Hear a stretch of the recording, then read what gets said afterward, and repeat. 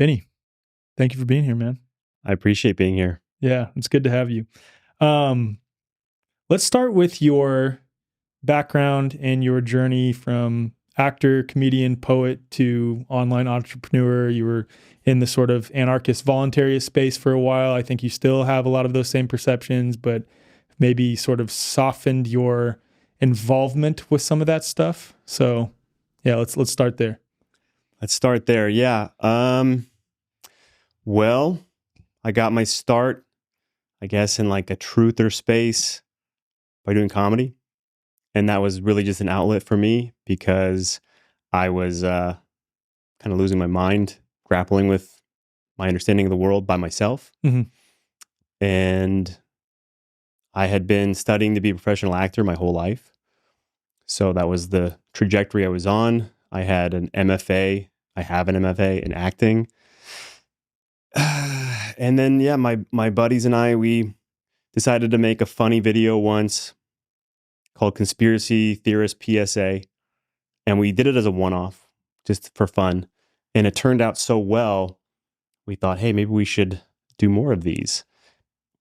And so we leaned into it, and it actually became pretty popular. And we called our channel Joy Camp. And it resonated really well with people who were thinking the way we were thinking, or similarly. And it provided like a nice release for people because they could laugh. What year was this? We launched it in 2012. Okay. So a while back now. Yeah. It's been a long journey. How old are you, if you don't mind me asking? 41. 41. Okay. Yeah. So I was in my 20s. And it was great because it was a way to, use the talent that I had been working on for so long in a way that really felt good. Mm-hmm.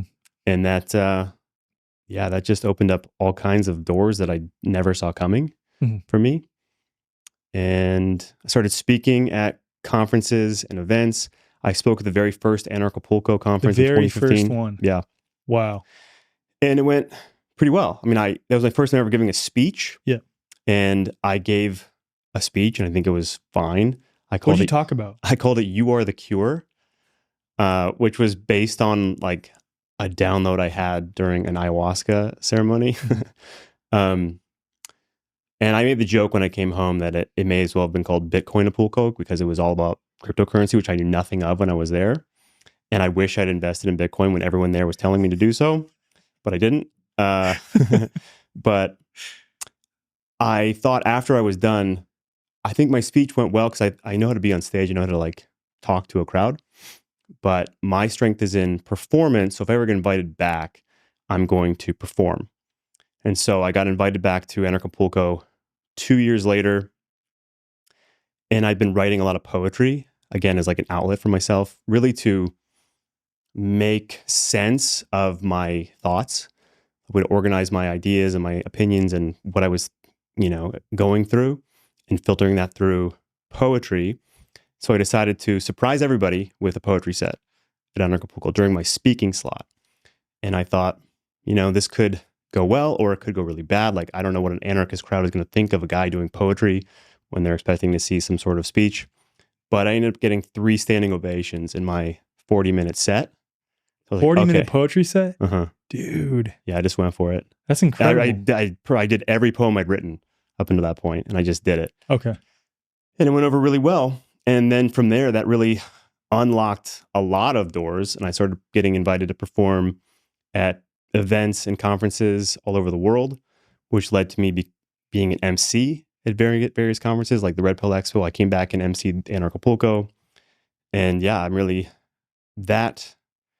I don't know, it really like got me in the door, I guess. I got to meet all the people that I admired. And I really, for the first time, started getting to talk to people who were, again, of a similar outlook, similar perspective. And yeah, I mean, it's been a wild ride since I started Joy Camp in 2012. It's been a long road, it's been fun and also totally unexpected. And now I'm really, I work from home and I have 3 kids with my wife and I live in a small town in Idaho. And now I'm here talking to you. Epic, man. Yeah. What was your what was your gateway drug, so to speak, into the sort of conspiracy space? 9/11. 9/11 was? Well, in a way. So that's my easy answer. The longer answer is that in elementary school, I was always just drawn to whatever the other story was.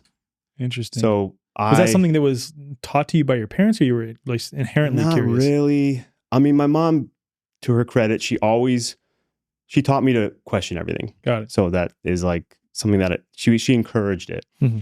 But I was not a good student. I didn't adapt well to the school model as a kid. I didn't do very well. I was always getting like parent-teacher meetings, and they were always wondering why I wasn't applying myself. But I remember probably in like second or third grade learning about, first it was the pyramids in Egypt. And it was like the first thing that actually caught my attention. And I was really interested in like what these structures were, specifically the Sphinx. I really liked the Sphinx. And I just remember thinking that the explanation left a lot to be desired. Mm-hmm. It's like, well, what is this really? And then it was the JFK assassination, again, like third grade maybe, when they, in the textbook, there was a description, like the official narrative. And then there was like a little paragraph that was like, oh, and there's also this conspiracy theory that suggests that none of this is what went down, but it was actually something else entirely. And I was like, well, what is that? And he's like, I've always been drawn to what's the other perspective on a situation. And then 9/11 happened when I was a senior in high school, and I just knew something was off about it. Mm-hmm. I didn't know what it was. I mean, we didn't have the internet was not what it is now back then. So all I had was just a hunch that something was off. And I also had a hatred for George W. Bush because I was born into a very diehard Democrat family.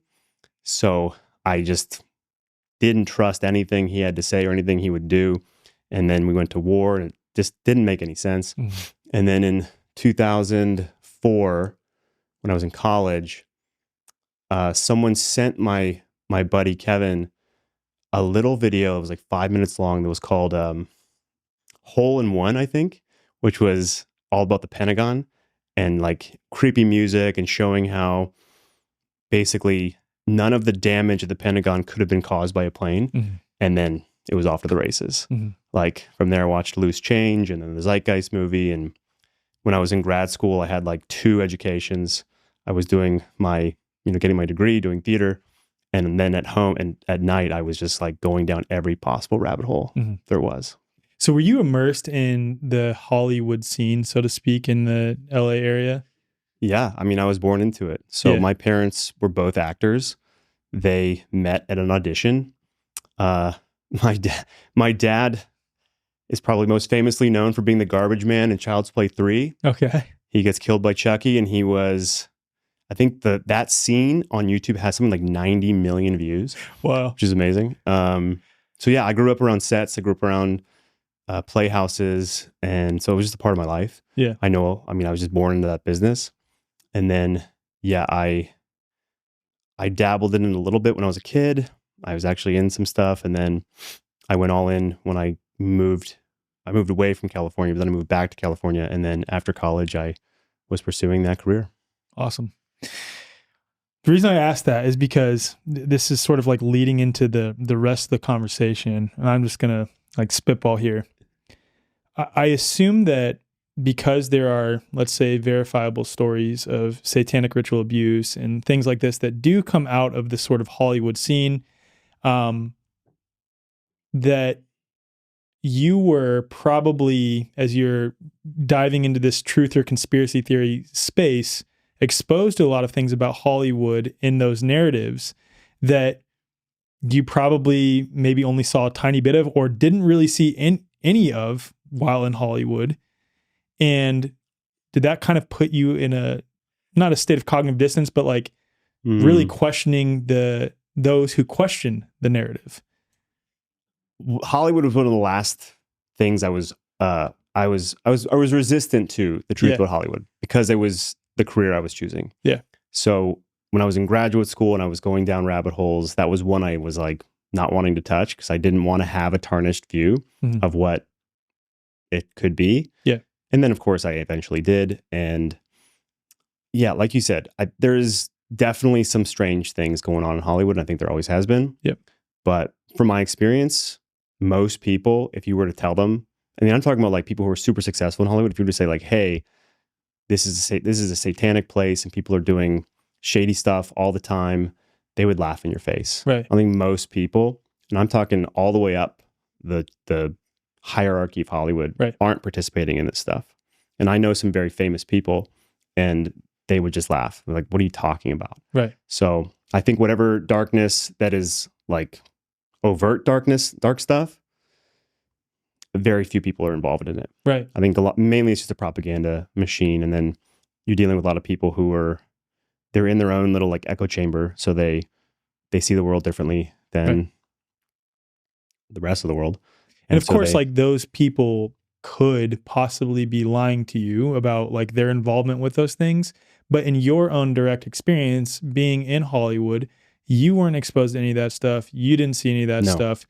So luckily, it's just what I'm trying to get at. And I was a child actor too. Right. And especially I was a child in the late 80s, early 90s. And that's when I was pursuing, like, that's when I started my career. Mm-hmm. And a lot of the kids who were actors back then didn't, have the best experience. Right. And I was lucky. Like my career was just starting to take off as a kid when my family moved from Hollywood when I was 10. And who knows what would have happened. I mean, I don't know. I mean, I feel like I was perhaps like guided away from that environment. Right. Because the stuff with the kids is the most obvious. Yeah, for sure. From Hollywood. And it is incredibly dark, like objectively. And that's the thing. It's like balancing out the understanding that there are people who have experienced some very dark stuff in Hollywood. There are people in Hollywood doing very dark things. Mm-hmm.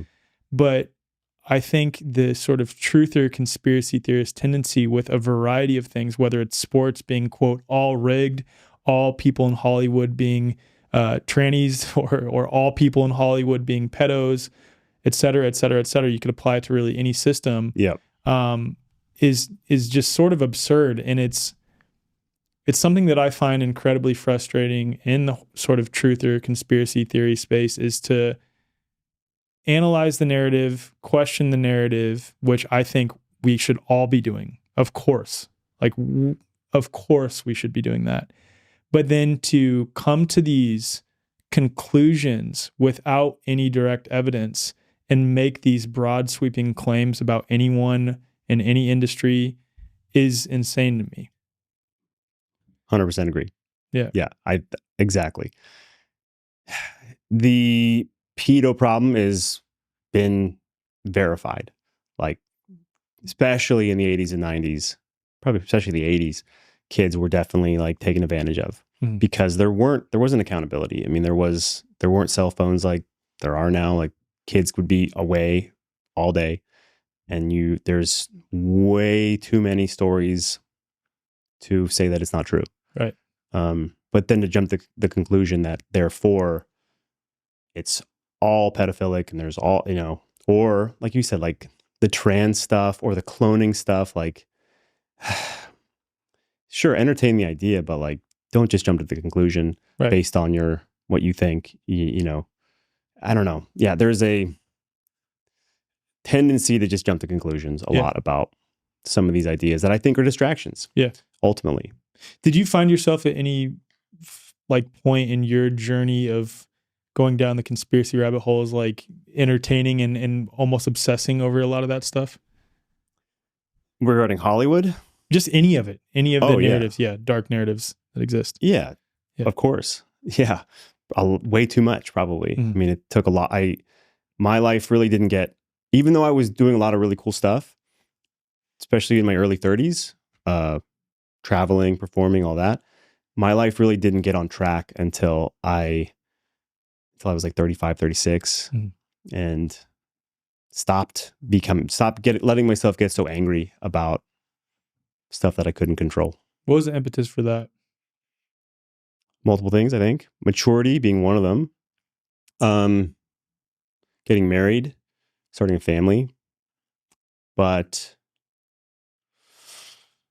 realizing that I was outsourcing my own responsibility in life and being honest with myself. Like I was playing the victim and I was letting my my awareness of things be the reason why I wasn't where I wanted to be in life. What do you mean by that? Meaning I was angry at the world, angry that the system was structured the way it is, and wanting the whole world to wake up so that my life could be better. And seeing that in retrospect. Yeah. Like realizing that I was stuck without a plan and angry that, I don't know, life wasn't easier because there were bad people in the world doing bad things. At what point did that shift for you then? Because I feel like there's a lot of people that I could think of, and even me at various points in time in my life, where I was sort of stuck there too over the course of my journey of awakening, so to speak, over the last 9 years. Like, was it a sudden shift or a gradual shift to understanding that, okay, by constantly focusing on the fact that, quote, other people aren't awake and trying to wake people up, and also being so concerned with what they, quote, they are doing, is actually limiting my own development and my ability to be a husband and a father, et cetera, and provide?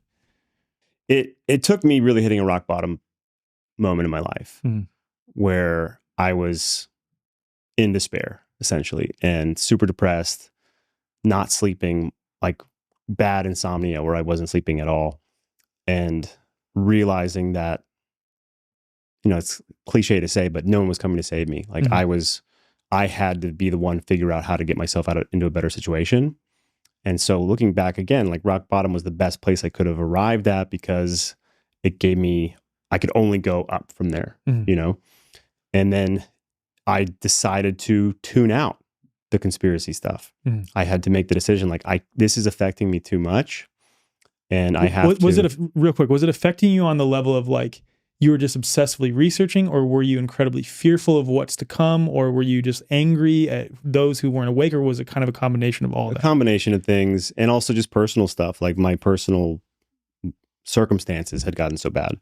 Do you think that a lot of people obsessively research those things externally because they're avoiding addressing things personally? I think their research becomes an excuse for productivity. Yes.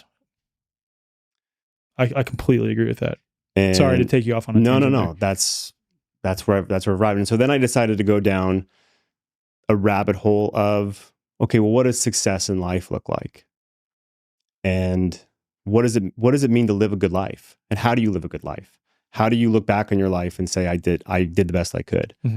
And for the first time in my life, I became a reader. Like I started reading books, and that helped with the insomnia, for one, because I could like read myself to sleep. But I became obsessed with wisdom and what the truth about success was. Not just financial success, but just success. Like, what does it take to live a successful life? And you start seeing these same sentiments echoed throughout history. And it gave me a lot of solace and empowerment, realizing like no one else is in control of my destiny but me. Again, not to sound cliche, but that was a really profound thing to realize, humbling and liberating. And to realize that I had the power to only change my own circumstances. Yeah. And I can't be responsible for waking up the world, which is what I was doing. I thought I was doing. I thought I had to wake up the world. But then I realized, well, what does that even mean? What does wake up the world even mean? Right. What does it mean to be awake? And I, started questioning my whole situation, my whole belief system, everything my journey so far, and realized that I think a person can really only wake up to themselves and what they're capable of and who they can help and what they can contribute. Yeah, so well said. How do you approach now, like with all of the various narratives and things going on in the world that are happening, like your own personal framework or just approach to understanding that there are things in the world and we don't necessarily want to just pretend that they're not happening, with also understanding that there's only so much you can do to deal with it anyway. Like if anything at all, like all you can do is control your own experience and your own life and what's best for you and your family and your local community.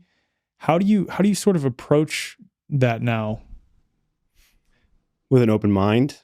And I don't know. I mean, I don't have to do much digging to get an overview of where people are at or what's going on. Mhm. So, I mean, because like my Facebook friend list is primarily people who have friended me for Like some me. reason Yeah, like me. from my YouTube channel or from my poetry or from speaking or doing podcasts like I'm this. still trying to figure out how I like came across you. I know. and Well, friended you. exactly. Yeah. So I go on Facebook for like 5 minutes and I go on X or something, and I can get a feel for what's going on Mhm. and what people think about it. Yeah. And that keeps me like in the know. But I really just focus on the things I can control, Mhm. which is my own behavior, my own actions, and what I'm trying to build in my life Mhm. through service, essentially.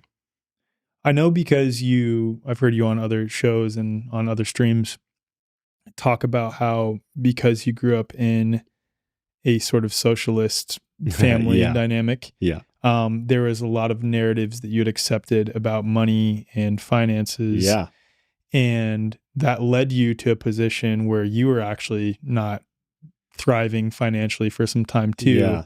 And then you had to reorient your understanding and approach towards money and finances and some of these narratives that some of which are true, like Absolutely. that we live in a debt-based system, that All true. the currency Yep. is made off of our future labor interest. Like Yeah, that's yeah, literally what backs the currency. Like Yep. all of these things are true. Mm-hmm. And dot. Right. There it is. Yeah. Like, and what? So what are you going to do? Yeah. Opt out completely? I mean, I learned that the people who think about money the most are the people who have the least amount of it. Mm. And so when I realized that trap, if you're poor, you can have whatever feelings you have about money, even if they're absolutely accurate, like you're saying, you're going to be thinking about money more than anything because it's the biggest problem in your life. And I think, I grew up with a lot of unhealthy beliefs. But learning how to make money is a skill. I think it's something I didn't know. And I definitely didn't know it. And you can learn that skill. And I used to think I was just unlucky, or like being financially free was some sort of, you didn't know the right person, or just you got lucky, or I was cursed or something. But I realized like, no, if someone else can do it, I can do it.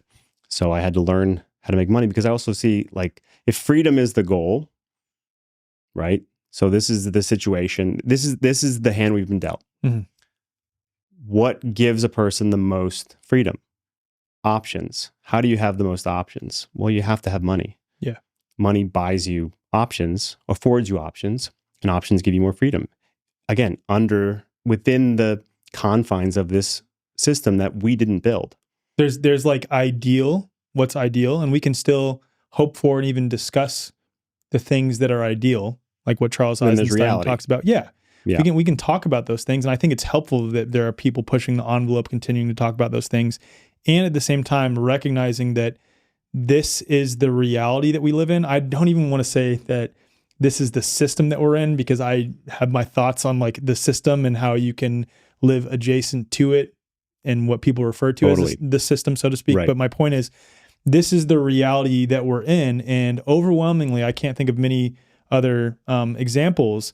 If you live in a Western country, you have to engage with this system financially in order to thrive, especially if you have people to provide for in your life. That's just the reality of it. So it's being able to hold both of those perspectives at the same time. Yes. And I think a lot of people in the truther conspiracy theory space fail to recognize that and will jump to an extreme, even to the degree that if someone in this space is charging for something for their labor, they will freak out, which is incredibly ironic given that they claim to be overwhelmingly against socialism, against communism, and that in and of itself is a very communistic ideology, to think that you are entitled to someone else's labor for free and they should not be charging for that which they are creating. Yeah. Yeah. I mean, you said it really well.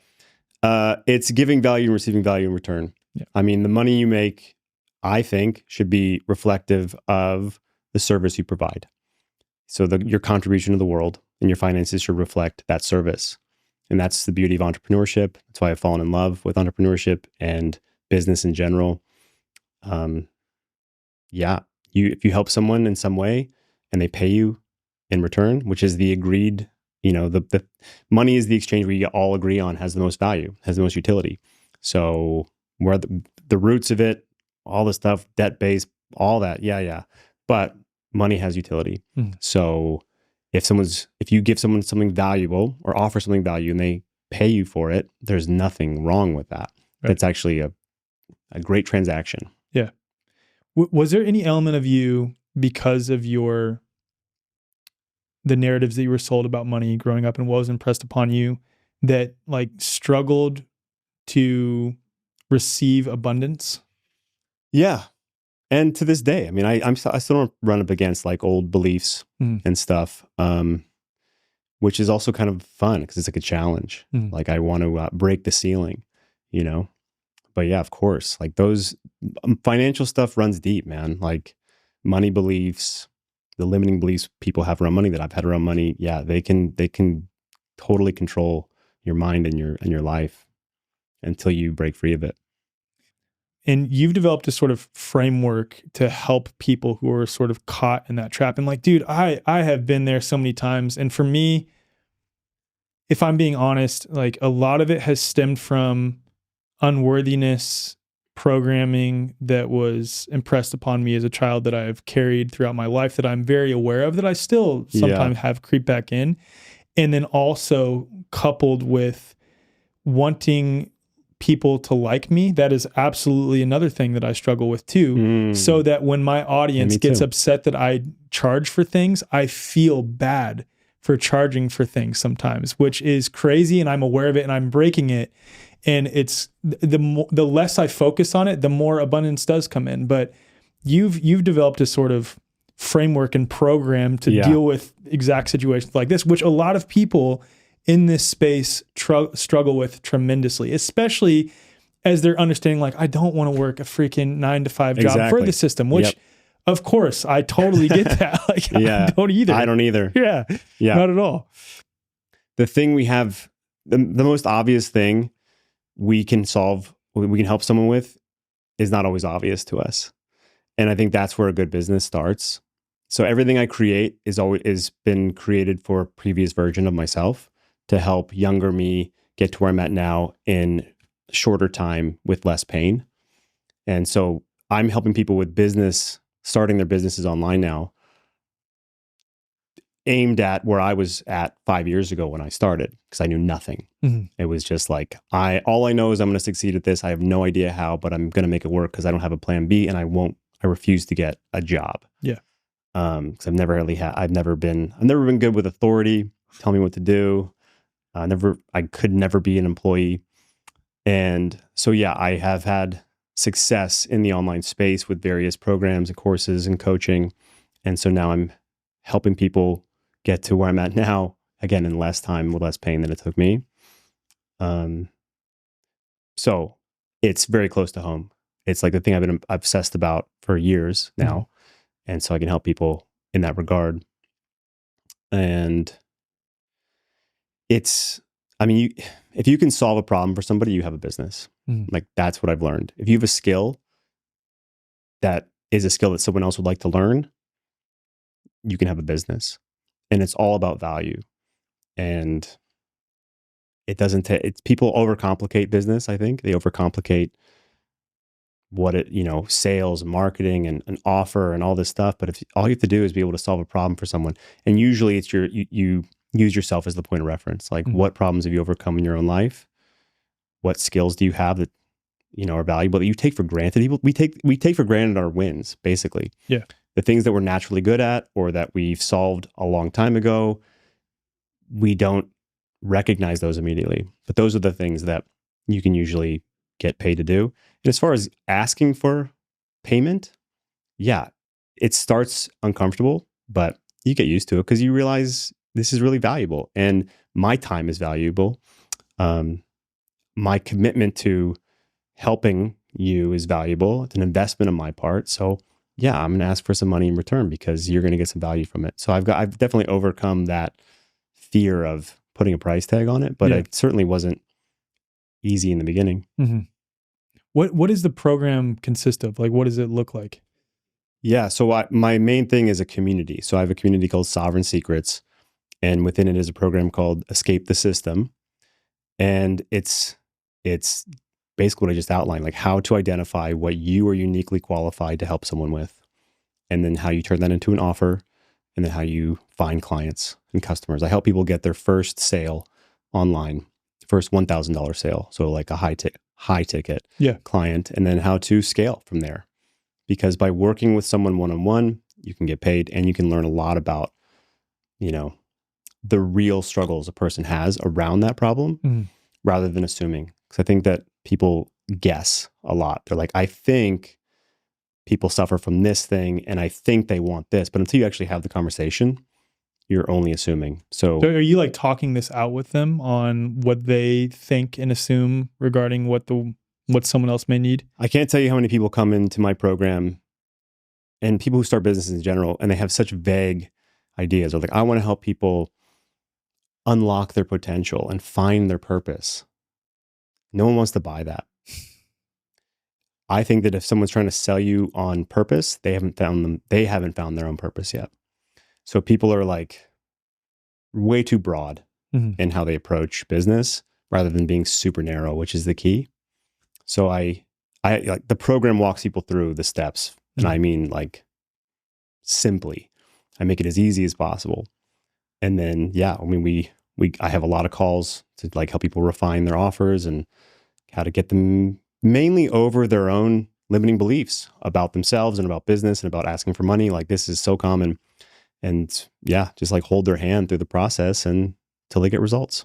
When you help people get over their limiting beliefs, this is something I sent to you earlier, this sort of like, I guess you could call an article that I'm working on. This will be just a very brief diatribe, and I'd love to hear your thoughts on this.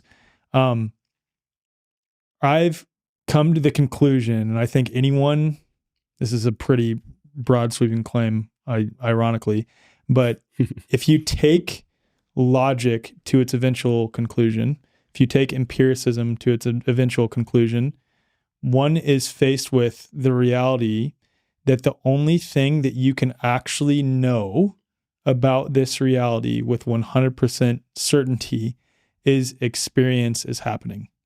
That's it. That's all you can know. I previously thought it was I exist. And then like the more I thought about that, I'm like, well, okay, who's I? Who is the I that, I exist? And that goes into a lot of like yogic philosophy and things like this, which is great. But there's also an assumptive I there. So it's really that experience is happening is the only thing that you can know with 100% certainty. Direct experience is the only thing that's real. Yeah, which is so wild. And everything, trippy. It's so trippy, dude. Yeah. And it's funny though, because when it comes to logic, for example, yes, that can be useful in this reality only if you believe that logic itself can tell you about this reality. And there are several starting points in logic that require that you assume the premise and the conclusion, which is begging the question circular reasoning, which is wild. So it still requires belief at its foundation. And the same with empiricism to like, that's so funny. And I talk about all these things, which is what makes it even funnier. Same with empiricism, because empiricism requires your senses in order to figure out how this reality works by analyzing various cause and effect claims within reality. And again, can be useful if you have the foundational belief system first that empiricism can tell you about this reality. It requires belief at its foundation. The point of me bringing this up and the reason I'm getting at it is because outside of the starting point that experience is happening, everything else established upon it is inherently a belief system. And because it's inherently a belief system, I'm talking about everything else in this reality is inherently based in a belief system. Yep. Trust. Right. Doesn't that then bring into question why it is or whether it's useful to adopt limiting, fear-based belief systems? And maybe they can serve a purpose for a time, like like in a sort of alchemical, catalytic sort of way. Of course, like I look back on some of my belief systems, of which I'm still working through them, because that's a whole other challenge in and of itself. For everybody. Like you can be aware of it, like fuck, like, oh, that means I am choosing these belief systems, but it's like, fuck, how do I stop choosing that belief system? You know what I mean? But the point is, like, why then would you continue to want to cling on to these fear-based belief systems? That is a great question. I don't know, man. I mean, I'm in the same boat. Mm-hmm. Did what I say just make sense, by the way? Yeah, I followed you. Okay. I tend to agree. So I totally relate to that. And what I always remind myself of is that I'm going to die. Like that is, not to sound, I don't know, morbid, but especially as I get older, like mortality has become very real. And so whenever I feel fear, I basically just remind myself, like, you're going to die. Mm-hmm. And that also helps with my understanding of the world. 'Cause it's like, it keeps me feeling optimistic. Like I used to be stuck in such a place of doom and gloom and such pessimism about everything. And now I can pretty safely say I'm an optimist. Mm-hmm. But yeah, the self-doubt, it's crazy. The self-doubt that people carry around, and it's usually rooted in fear of what people will think. Yeah. And it can destroy your whole life. Mm-hmm. And then you're dead. And then what do? You didn't ever, take action, or you decided not to be courageous or take risks because why? Because you were afraid someone might criticize you. Well, they're going to criticize you anyway. I mean, you can't please everybody.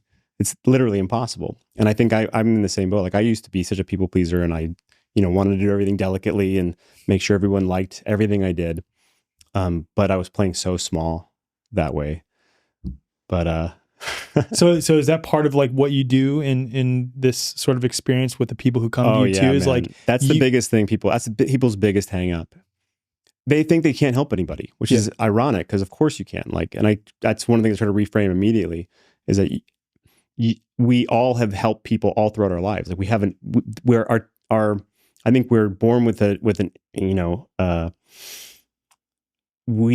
how do I say it? Innate capacity. Yeah, we're just and a drive to help. Like we see someone who's hurting or in pain or sad or whatever, like we want to help them. Mm-hmm. And so we've been doing this all our lives. This is just your way to like figure out how to package it into something that people will pay for. Mm-hmm. That again, it's not manipulative. If it actually helps the person, then they'll pay for it. They'll pay for it, and they'll be happy to pay for it. Yeah, and it's a value exchange, just like you said. Right, but step one is figuring out how you can help someone. Yeah, and then there's a lot of like overcoming that self-doubt. Yeah.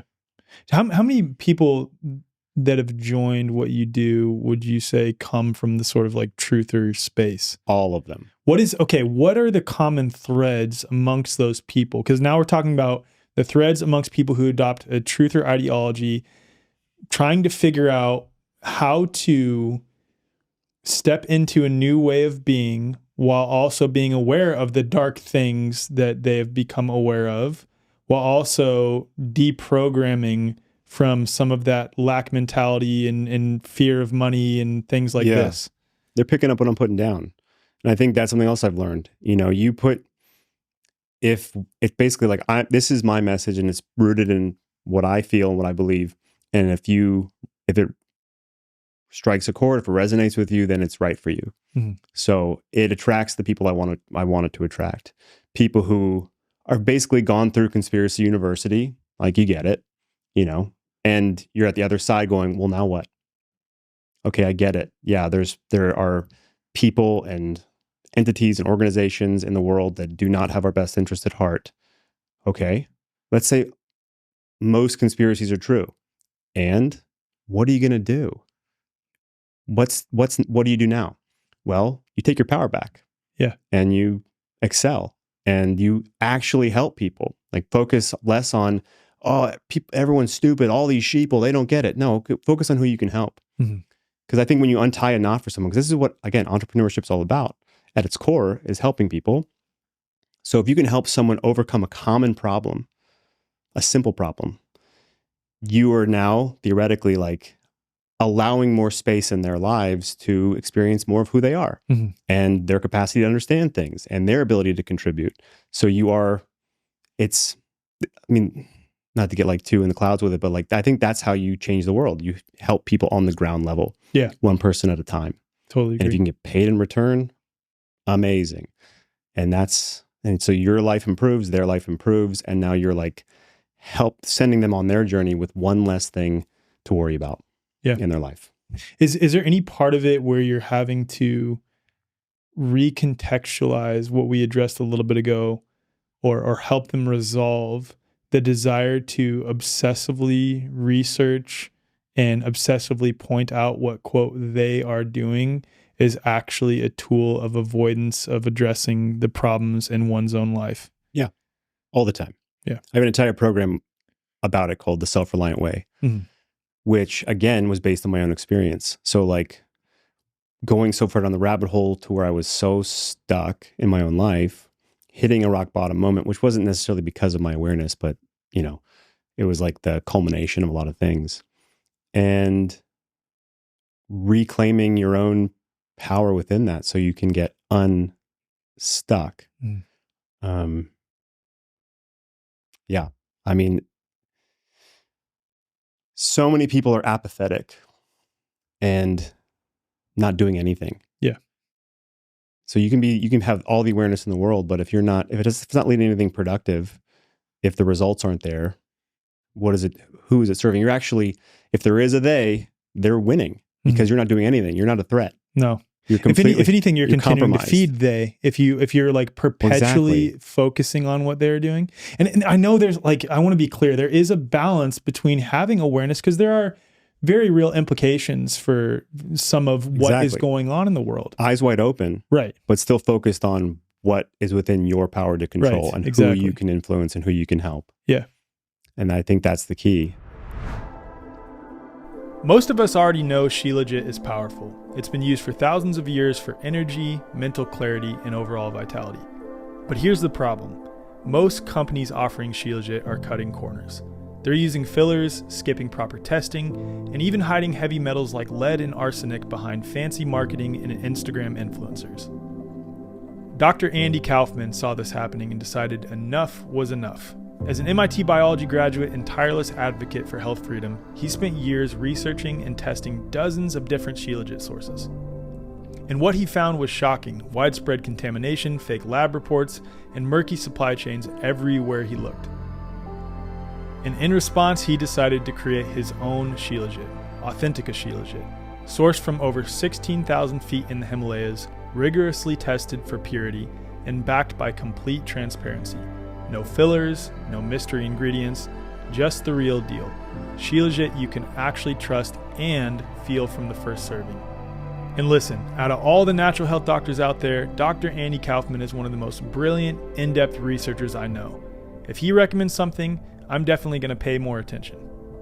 So if you're taking Shilajit already but have that gut feeling that something's just off, you're probably right.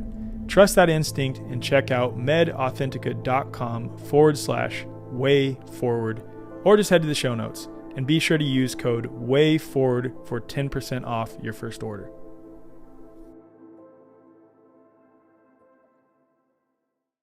At this point in history, community is essential, and as the world shifts in ways we never imagined, finding spaces that foster true connection with like-minded people is more important than ever. Join us this year for our third annual Confluence Festival, May 7th through the 12th in Bandera, Texas.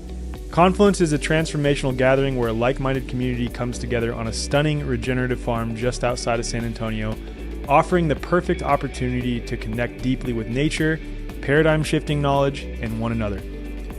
With multiple offerings running simultaneously, Confluence features a dynamic mix of lectures, workshops, live music, movement classes, and more, covering topics from circadian biology and consciousness to dome building and regenerative agriculture. Attendees are encouraged to CYOA, choose your own adventure, ensuring a truly personalized experience.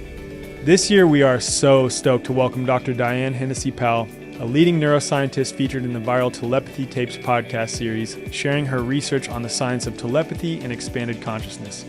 Dr. Gerald Pollack will reveal his groundbreaking work on the fourth phase of water, reshaping how we understand biology and energy. We'll also be joined by Dr. Kelly Brogan, Eileen McCusick, Veda Austin, Tom Barnett, and many, many more incredible workshop leaders and lecturers. Plus, we'll have live musical performances from Lincoln Jesser, Headflux, DJ Mike Winter, Joel Raffiti, and several other incredible musicians and performers. And when it comes to nourishment, we believe food is medicine. I promise you will not find better food at any event you attend. The full-scale restaurant on site serves farm-to-table meals with ingredients grown and raised right on the property or sourced from local farms, providing a deeply nourishing experience for both body and spirit. And our event accommodations are designed for every comfort level. Camp under the stars, stay in a cozy tiny home, enjoy luxurious glamping, or park your RV. If you prefer a hotel, we've got you covered with nearby hotel options as well. And your whole family is welcome. Our unschooling village, led by experienced guides, provides engaging activities for kids aged 2 through 12, ensuring that parents can fully immerse themselves in the experience while their little ones learn and play in a supportive environment. Come be a part of an unforgettable event surrounded by like-minded community where we gather in celebration of health, freedom, and coherence. Visit confluenceevent.com or head to the show notes to learn more and reserve your spot today. And so something else in the Self-Reliant Way program, which was a men's program, it was a coaching program for men who was targeted for guys who were stuck in the rabbit hole, who were like a deer in headlights, like too much awareness. And it was how many weeks was it? I think it was a 3-month program. Yeah, three months. And I said, just for these 3 months, stop going down the rabbit hole. Like all your usual resources, all the podcasts you listen to, the websites you go to, wherever you like to scroll, just pause it. I'm not saying stop forever. Just take a pause. Like, you know enough. I'm confident you have done enough research to know a general idea of what's going on. Let's just take a break. For these 3 months, we're working together. You can always pick it back up to get them like out of that and to talk about other things that are going to be, more, let's say positive, more helpful, more to create some new habits. Yeah. More oriented towards directing them in their own life to self-empowerment. Yeah. Yeah. It's just so they're not just addicted, because it becomes like an addiction. Totally. And so breaking the addiction and filling the void with something else that's helpful and useful, but not saying like turn your back on it all. Just take a break. Yeah. And see how you feel. There's just certain things where while they're interesting to entertain, like I just don't know how they're useful in my own life. For example, exactly.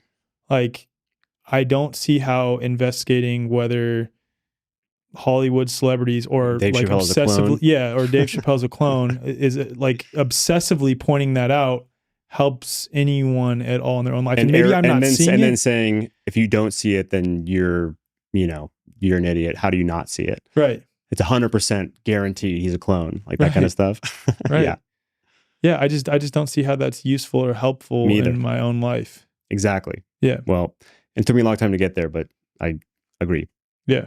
Like if anything, I engage with some of these topics as a means to refine my own understanding of how I know what I claim to know, or how any so-called authority figure or scientific entity knows what they claim to know. Like that's the way that I approach it, because it helps me refine my own processes of how I know what I claim to know. Yeah. Which then inevitably leads me to the understanding that I actually don't know with certainty what I think I know. Right. Which also makes it so that, and I'm not perfect in this, I am much softer in how I communicate to people, and I am much more understanding of people who are either caught up in thinking that they know what they claim to know, because it really, in my opinion, largely stems from insecurity for the reasons that they're claiming to know with certainty what they claim to know, but also in other people who have other perspectives that I have, disagreements with. It just makes me more softer and more approachable when it comes to people like that. Yeah, I don't know. I've just gotten in the habit of taking things in neutrally. Yeah. Just taking it in. And then if it's applicable in some way to what I'm building, what I'm creating, my mission, then I'll apply it. But I'm more just in the place of observing. And it actually makes life a lot more, I don't want to say not easier. It makes it less stressful because now I'm not like, I don't have a horse in the race. I'm observing and taking notes so that I make moves that aren't foolish or unreasonable. So I'm, again, eyes wide open, especially with kids. Yeah, for sure. But not having the same emotional investment in every single thing, because it's so easy to get distracted by the nonsense of the world. And I just refuse to let that be the case anymore for me. Another piece of what you sort of offer or discuss quite a bit on that note, since we're on the note of like communication, is communication itself, like how we communicate as so-called truthers. I actually hate that word just because of the stigma. I cannot stand it. I don't know. Yeah, exactly. As people who are critically thinking and questioning what's going on in the world, how we communicate, because what I see, and this is again a pretty broad brushstroke, but I think people who are listening or watching this can definitely find various accounts that they follow or people that they know in their life, if they're friends with people in the quote truther space who fit into this category. People who are so erratic, obsessive, and coming from a position of, just like you talked about earlier, referring to other people as sheep if they can't see it. Everything's a psyop. Everyone's controlled opposition. We're all screwed. Everything's doom and gloom. That perspective of things. And I just like really sit back and observe those people and think, if your goal, which is my assumption here, is to help other people see what's going on. Yep. You're doing the exact opposite of that in the way that you're communicating. If your goal is to help people understand that your life, your way of being is a more attractive way than the mainstream, so to speak, the way you're communicating is having the exact opposite effect of that. Yes. I love watching you as I'm saying all this too, because you're just over there like nodding. Like, there's just so much to say about all that.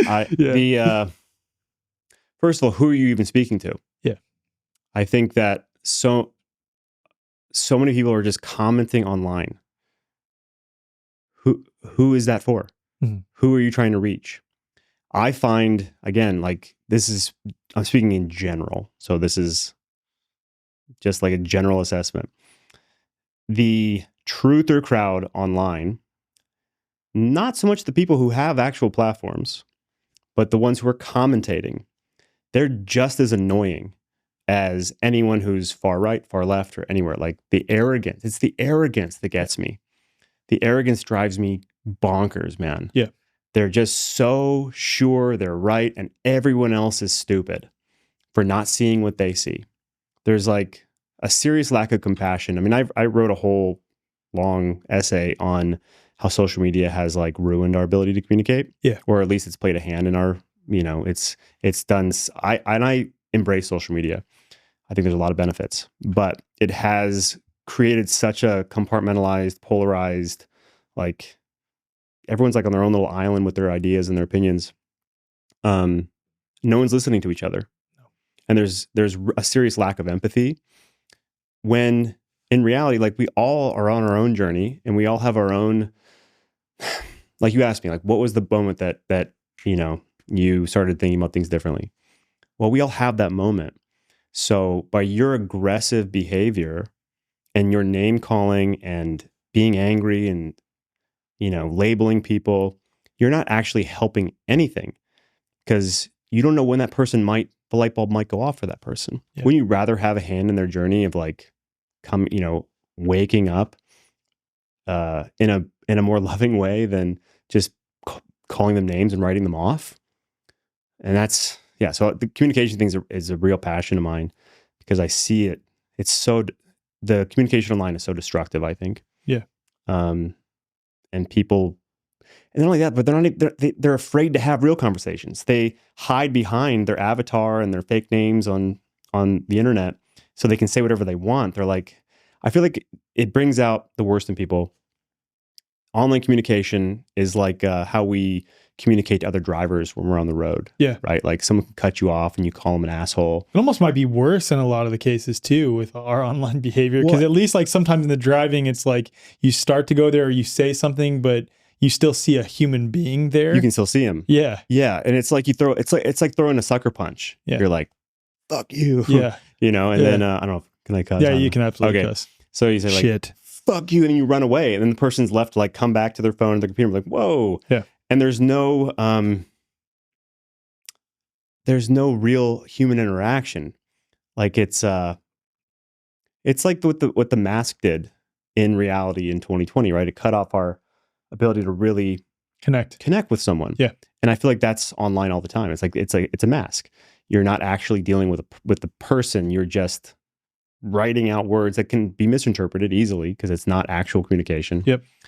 And people just mudslinging each other, and I've seen relationships completely fall apart. And yeah, I mean, it's a wild environment. It is. It's so wild. I think back to like, I've been doing a lot of workouts lately. I have a gym in my garage with my neighbor, and my neighbor, just for context, is not on the same page about basically anything about this reality, except for we both like working out.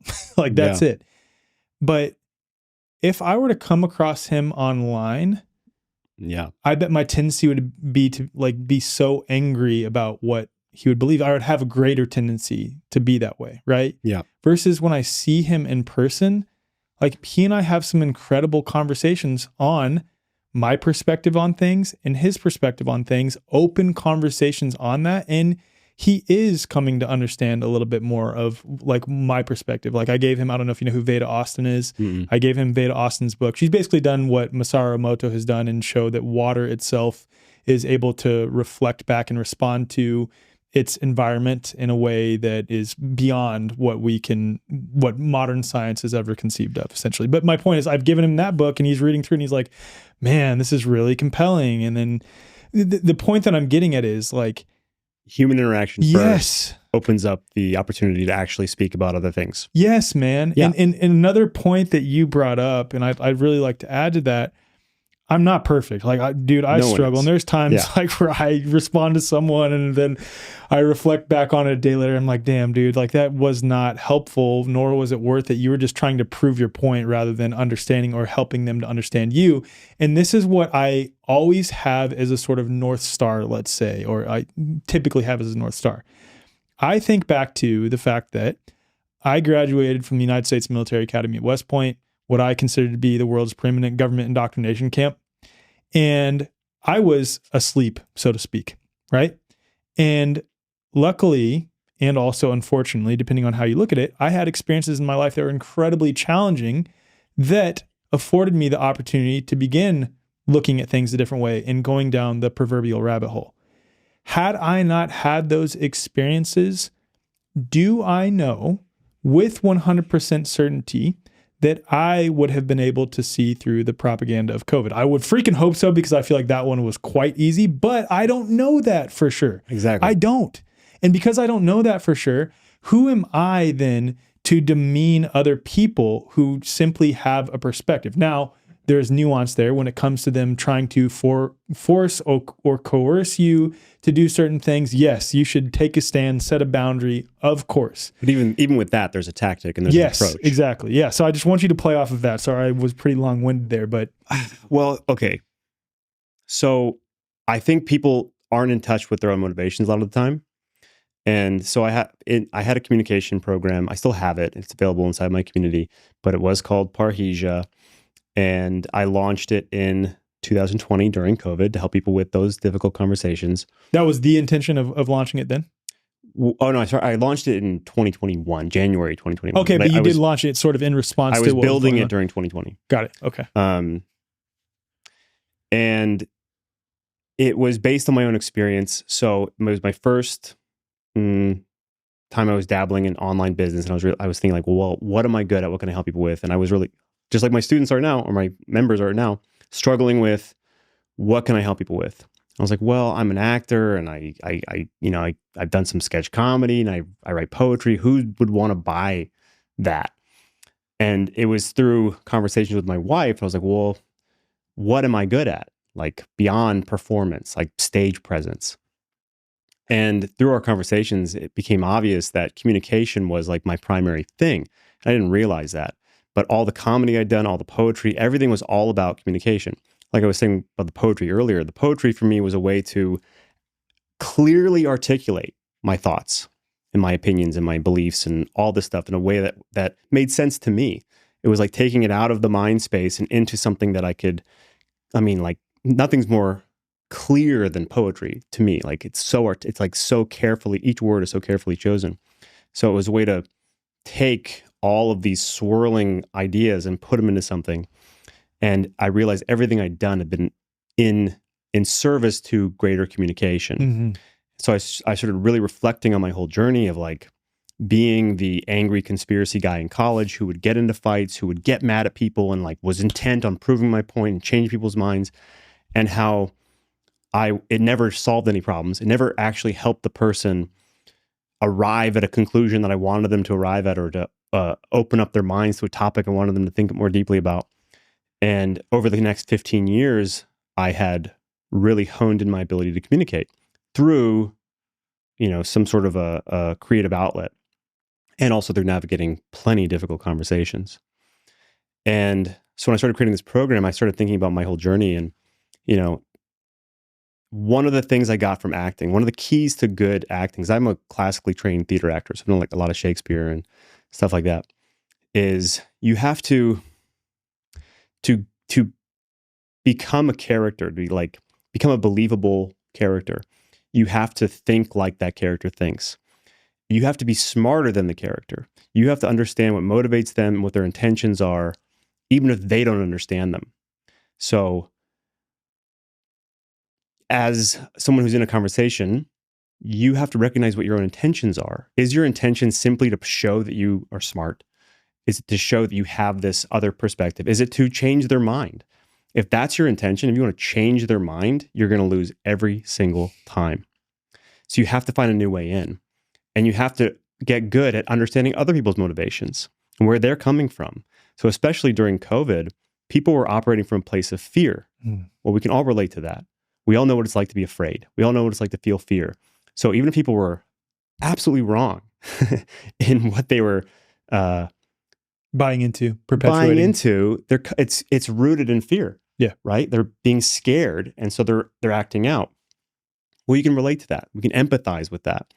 So you can find your way in by getting on their level and getting away from like, I have to change this person's mind, or I'm going to share this link and this is going to show them the perspective that they need.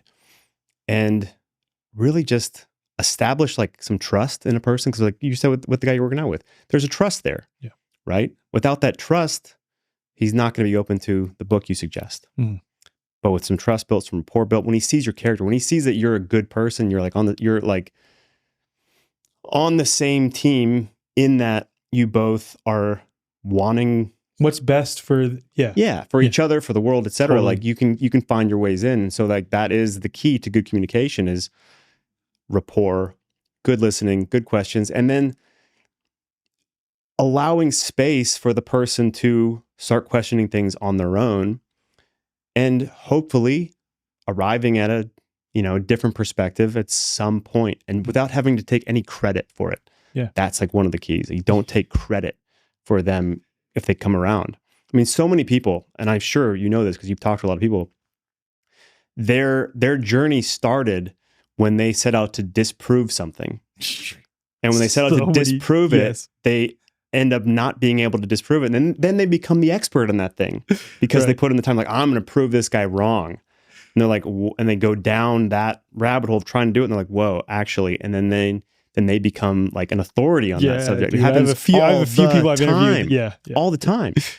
So I'd rather have a hand, like, it's more like sleight of hand, really. Yeah. You are opening up the space. You're like showing them there's a door to walk through, but you're not pushing them through it. You're just hoping, you're like letting them know in a way that there's a door available and they can walk through it. And at some point, hopefully they do. And they probably will never give you any credit for it, but it's like subtle ways of communication that can lead to who knows what. But to write people off, I mean, I've had so many people come through my program, not so many, I've had a handful of people who came through my program who woke up because they got vaccinated. Because they got vaccinated. So there was this sentiment during COVID of like writing people off, like, oh, they got the vaccine, like, fuck them, they're on their own. You never know what the thing is going to be that opens up a person's mind to explore new ideas. So some people, they got the vaccine, they had some negative reactions, and they're like, what is going on? And then they go on their own journey of figuring out, like, who knows what. Like, it leads them to all kinds of new places. And yeah, so I'm very adamant about this whole topic of communication because I see such horrible communication. Yeah. And a lot of it has to do, and so many people will come to me and they're like, my brother won't listen to me about this. I'm like, did you actually have a conversation? Well, yeah. I was like, was it online? They're like, well, yeah. Like, you didn't even have the conversation. You just started posting at each other. Yeah. They send you a link, you sent them a link.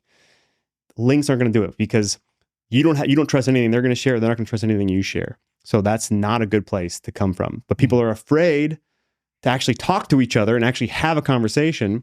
So they resort to, a link war, essentially, like a Facebook comments. Yeah, it's a mess. Yeah, it's a total mess. And on that note, with communicating with people who have been like chosen to receive the vaccine, this is like a perfect example of what we're referring to here, like communication styles. I fully acknowledge, and I've been incredibly outspoken about the reality that a lot of people have reported being harmed and injured by these various products. Not just these ones, but like throughout the history of this whole paradigm. And obviously I've been outspoken on the lack of evidence of the foundation for the proof of the cause, anyway, like all this stuff. What frustrates me to no end is, okay, those of us in the health freedom sort of space, holistic health space, fundamentally believe that the body is a self-healing, self-regenerating machine, that the body can overcome anything that has been exposed to. Your capacity to heal is far greater than you've been conditioned to believe, right? Like, we hold that as a belief generally, I would say, for most people.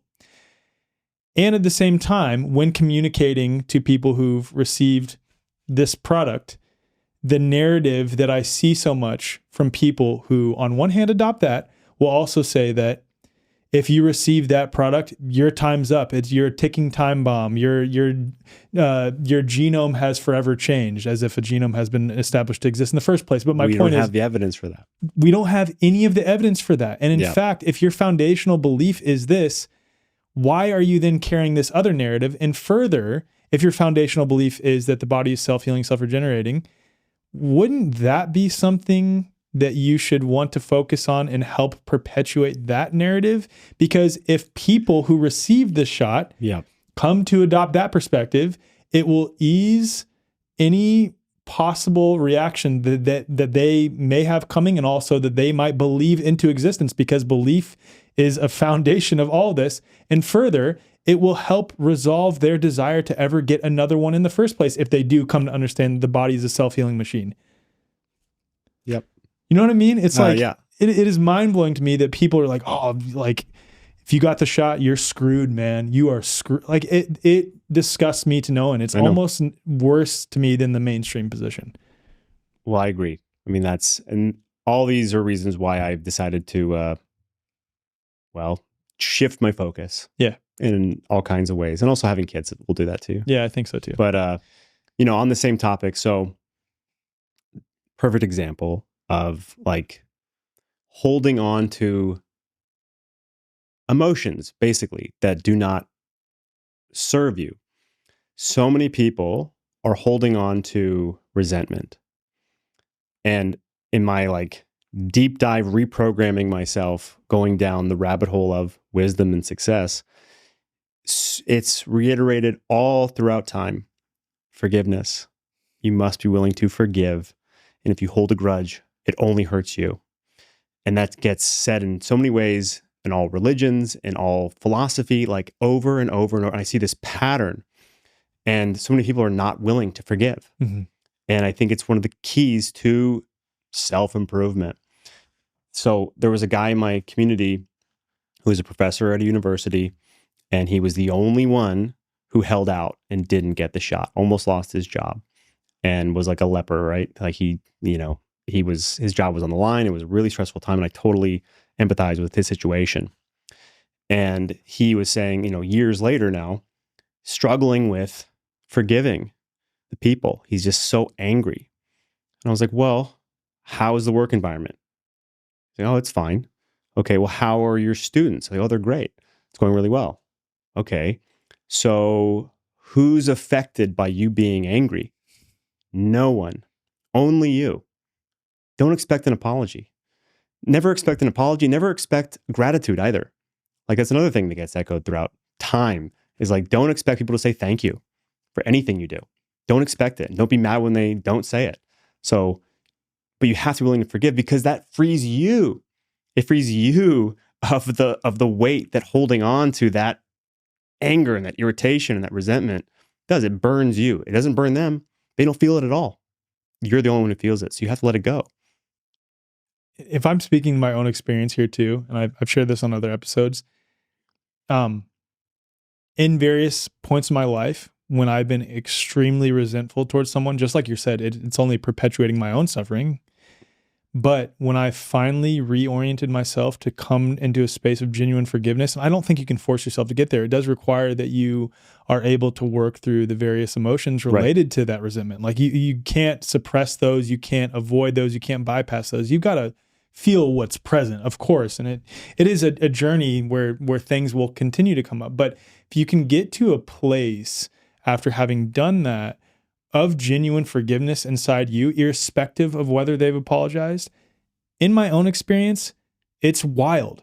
Those people oftentimes do come to you to apologize, or at least reflect back sentiments about how, I could see why you did what you did, and I really, understand now. It's wild how that reflection ends up coming back. And it's always a welcome surprise because you weren't waiting for it. Right. It's out of nowhere. Exactly. And the same thing with planting the seed of awareness. Like I've had people, because I've been down this road for so long now, 20 plus years. I've had not a lot, but a handful of people come to me and say, hey, I used to think you were crazy, but I want to thank you. Like you said something this one time and I thought it was insane. I thought you were whatever. And now I see that you were right. I just want to thank you. I'm like, whoa, I don't even remember our conversation, but that's amazing. You know what I mean? Yeah. So you never know what seed will germinate at what time for what person.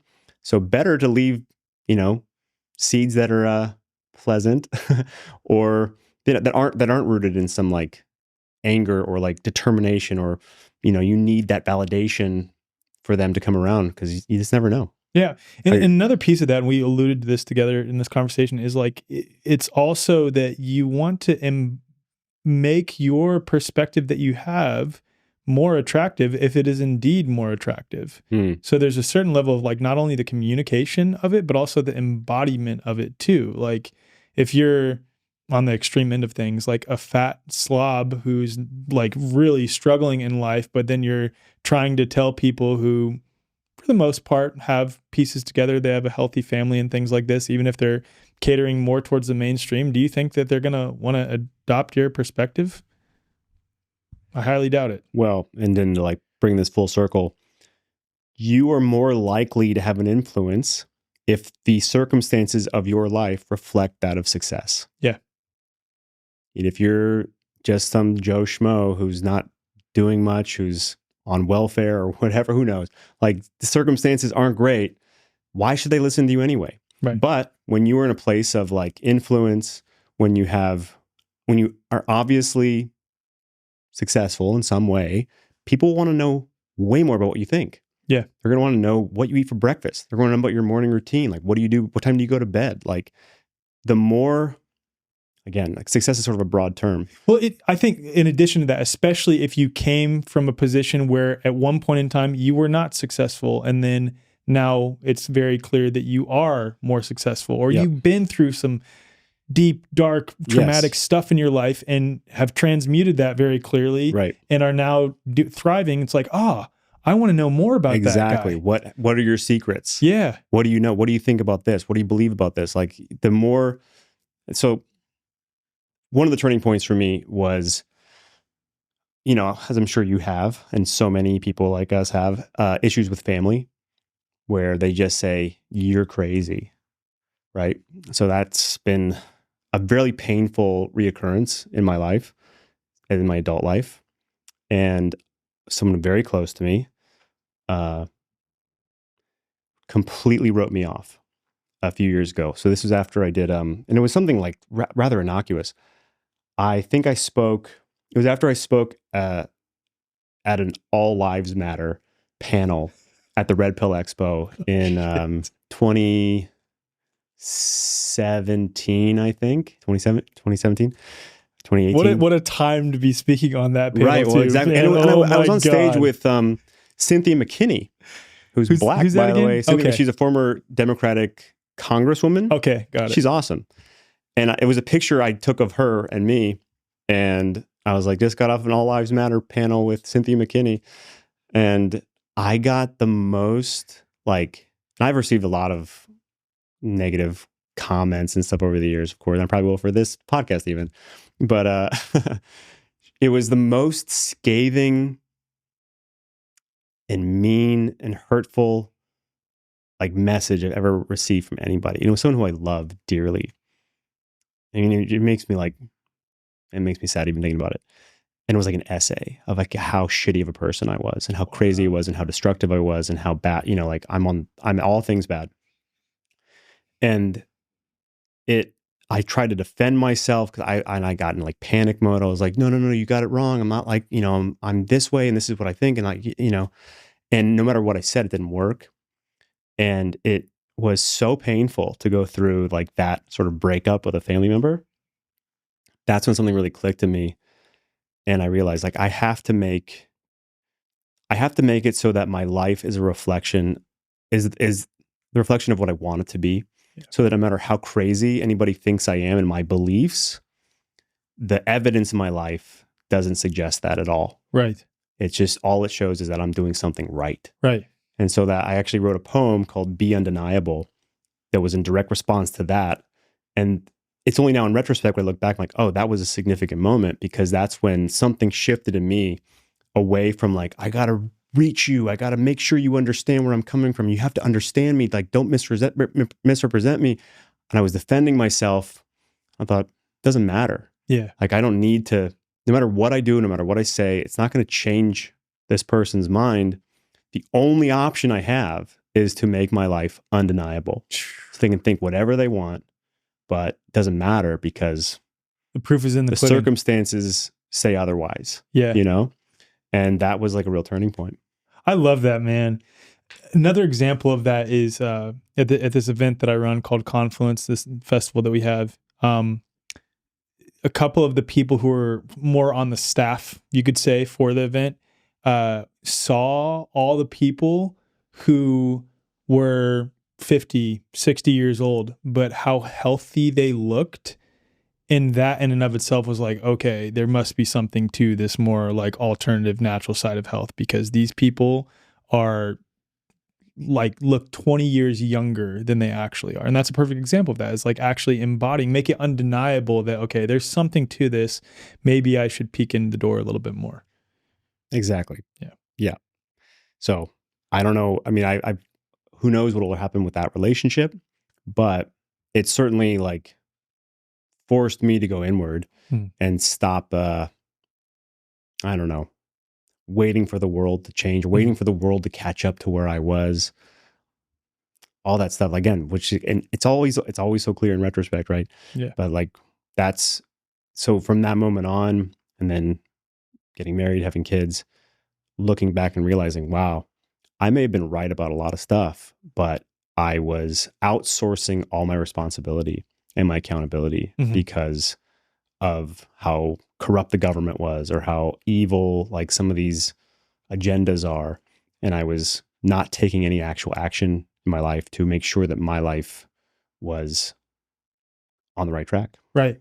You know what? Like I was going to bring this up later, but I think it's fitting now to discuss like I'm sure you've heard of this, the Cartman drama triangle, where like perpetrator, hero, victim dynamic that a lot of people get trapped in. Anyway, for those who are unfamiliar that are listening or watching, I forget the guy's name is Cartman, but it's essentially, there's this drama triangle that a lot of people and a lot of dynamics, whether it's like an office dynamic, a cultural dynamic, a societal dynamic, a government to citizen relationship dynamic, medical system to patient dynamic, get caught up in this triangle where someone takes on the role of perpetrator, someone takes on the role of victim, and then another person takes on the role of hero. And it actually plays right into the Hegelian dialectic quite a bit too.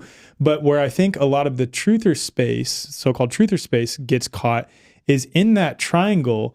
We're perpetually still within the triangle, putting ourselves in a state of victimhood by constantly pointing out, oh, that one's the perpetrator, that one's the hero. Oh, that one's not actually the hero. It's actually controlled opposition. It's really the perpetrator disguised as the hero. We're still caught up in this dynamic the whole time, when we can just extract ourselves from that dynamic altogether and understand that we don't have to play any of those roles in this triangle. We can see the Hegelian dialectic going on, yeah, and we can call it out, and sometimes it is useful too. Yeah. But we don't have to play any of those roles of any of those characters. We don't have to be the victim. The more that we point out that this one is the perpetrator and that one's the hero, or vice versa, or all of them are perpetrators, the more that we're putting ourselves, whether we realize it or not, in a perpetual state of victimhood and outsourcing our power to those people continually and deferring responsibility to them and not putting it back on us to initiate change in our own lives. Couldn't have said it better myself. Yeah, that's so much like the philosophy I have at this moment in my life. Don't give them more power than they deserve. And I was doing that, and people do that all the time now. Like there is a real tendency to see everything that's happening as some elaborate, intricate, perfectly designed plan. But we're dealing with people, and the future is not guaranteed. Like the future is I think people are already assuming the worst when the future is being written in real time. Yes. And human race has proven to be pretty resilient over time. But it's you're like giving away your power when you just say, oh, it's one big construct and every single detail is all in alignment, working together to keep you enslaved. Yeah. Like, I just don't think so. I think that there are forces at work that do not have our best interest at heart, but it's not some perfectly organized. I mean, especially when you get into business, man, you realize how hard it is to get like all the people working inside of a business to be on the same page, working towards a common goal. Can you imagine that on like the world stage? No. That's going to be so hard. I think again, going back to critical thinking, like it takes away critical thinking to just say like, well, it's all just this big, all the tentacles of control, and it's also perfectly orchestrated. Every single problem is already pre-designed to have a solution already in mind. Or every single thing that occurs is a psyop. Yeah, I think that there are agendas at play, but doesn't mean they're going to, it's again, like, especially now that I'm in the business world, like you have business plans and they are using their own scientific method to try to manifest the conclusion that based on their hypothesis. Right. But it's not a guarantee. Right. It's not set in stone. They're trying to push their agenda through, but doesn't mean it's going to work. Right. And doesn't mean that every other detail is in alignment with that agenda. Right. And I think in addition to that, and I totally agree, it's more about how they are conditioning us to use the mechanisms of our own belief systems, thoughts, feelings, words, and actions in order to bring about that which they want. And that also applies to so-called truthers as well, continuing to focus and outsource power and point to how powerful these various entities are. It's less about them forcing us to do anything and more about conditioning us to believe they are all powerful and they have all of this meticulous plan worked out to perfection in order to orient us to a certain direction, and continue to perpetuate that belief system. Like, and I will say, you got to give them credit on that one, because like, damn, they are good. Yes. Well, let's take a page out of their playbook. I mean, this is where a lot of people get, and again, I can speak from personal experience. If you don't know where you're going, you're not going to get anywhere. And I think that, that's also echoed throughout time, but like, you have to know what you want your life to look like in order for it to look like that. Yeah. So, and to not have a vision of of who you want to be and where you want to go, you're just going to drift. And I think that one of the reasons why, powerful people achieve what they want is because they know exactly what they want. Yes. And if you don't know exactly what you want, you're not going to build it. I mean, the analogy I always use is you can't build a house without a blueprint. You can't arrive at a destination without a map. Your life is no different. But people have no idea what they want or what they're doing or what they're working for. You have to know, and you have to also give it a deadline. You have to give it like a real structure, or else it's just going to be vague. I mean, one of the questions I ask people is like, well, how much money, what's your freedom number? How much money do you want? And they say, enough. Like, well, define what enough is, because you probably already have enough.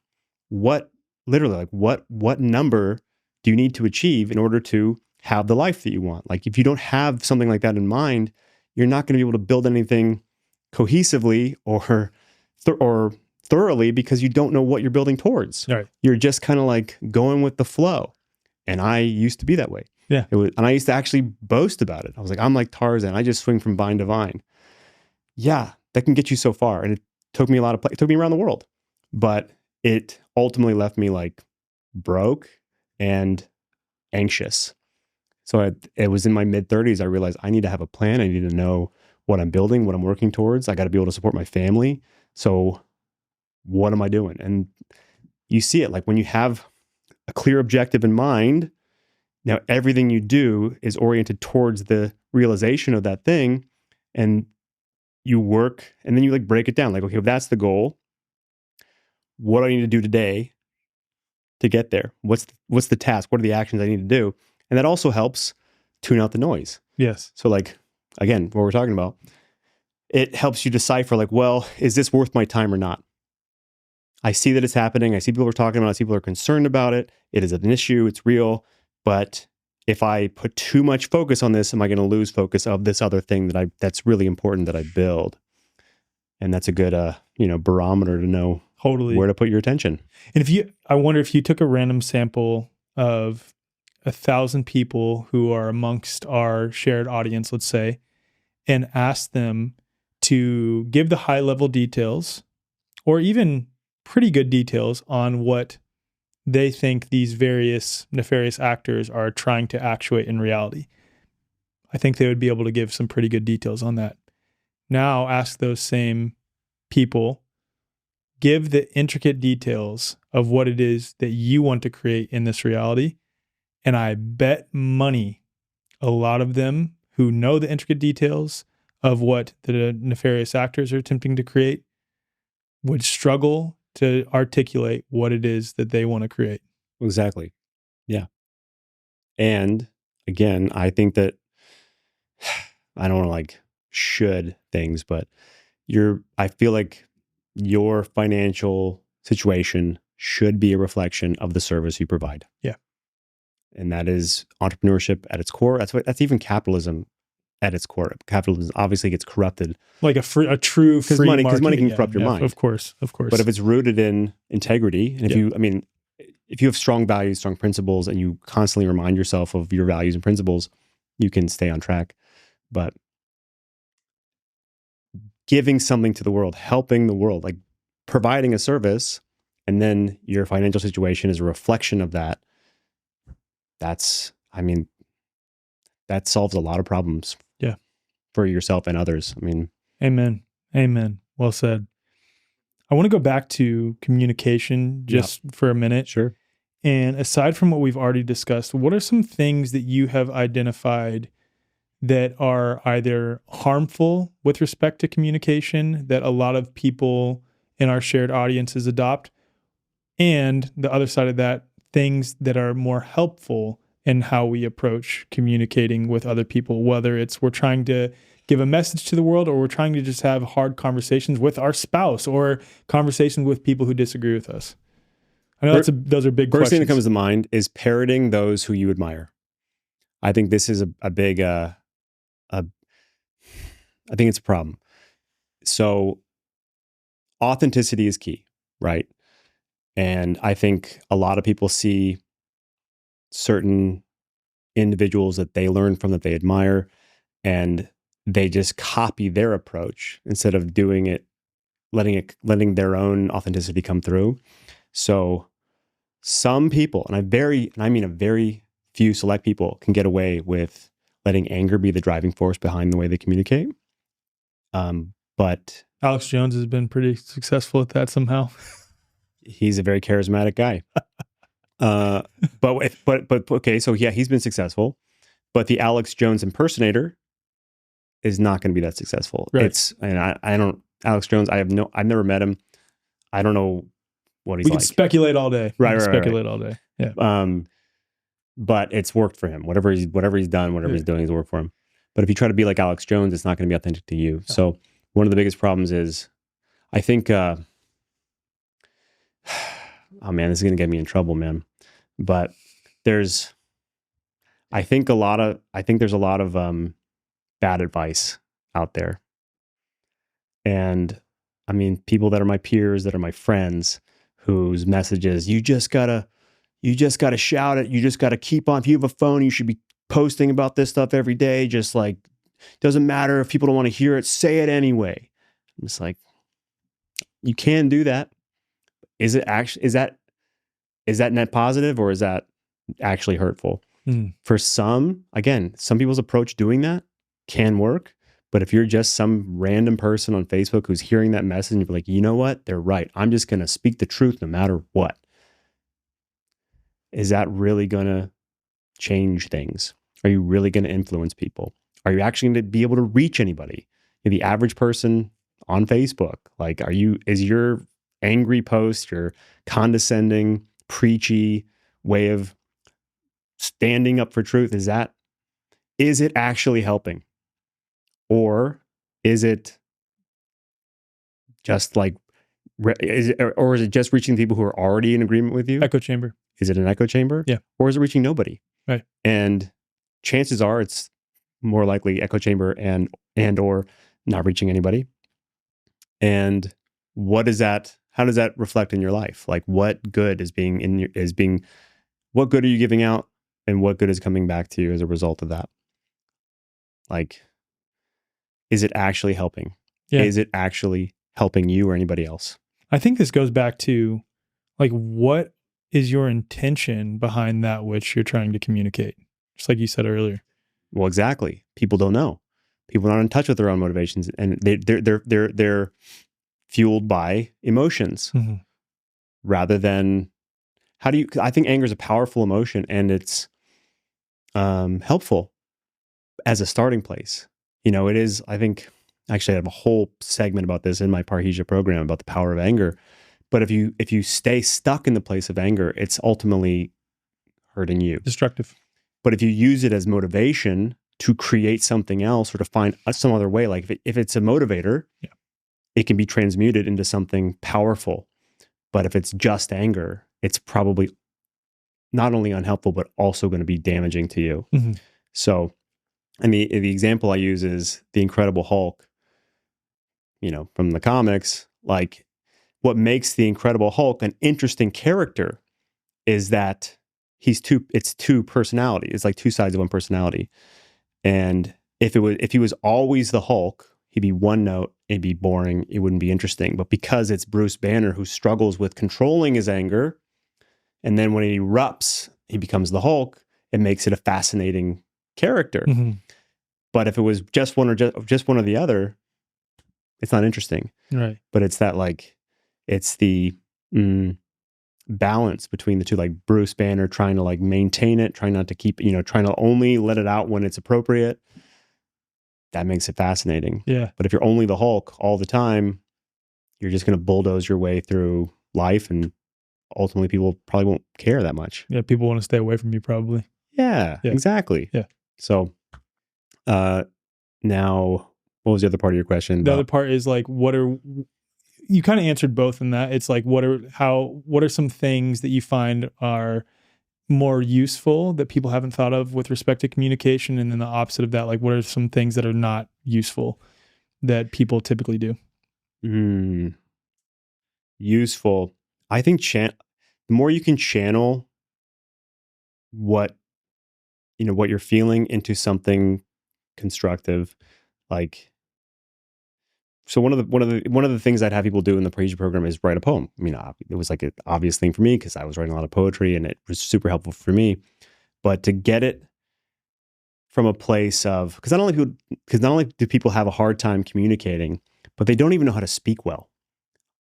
There is, and I don't know if it's social media or if it's just, I don't know, an erosion based on education over the past 100 years.